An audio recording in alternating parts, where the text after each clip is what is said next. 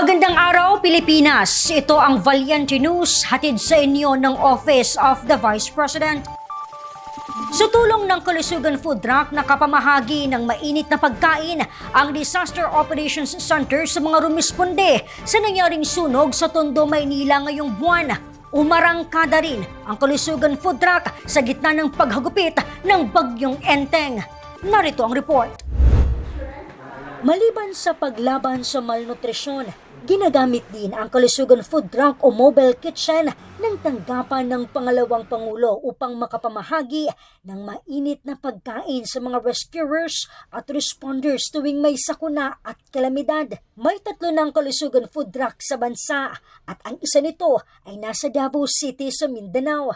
Nito lamang September 14, umarangkada ang Kalusugan Food Truck sa Tondo, Maynila upang mamahagi ng pagkain sa mga rumisponde sa nangyaring sunog sa Barangay 105 Road 10. Tinatayang aabot sa mahigit 1,000 ang apektado sa sunog. At sa gitna ng paghagupit ng Bagyong Enteng, umarangkada ang Kalusugan Food Truck sa Rizal Provincial Hospital sa Morong, Rizal upang mag-abot ng pagkain at tubig sa mga health worker, hospital staff at maging sa mga responders na tumulong sa pag-alalay sa mga pamilyang binaha sa Morong, Rizal. Umabot sa 200 katao ang naabutan ng pagkain ng OVP-DOC.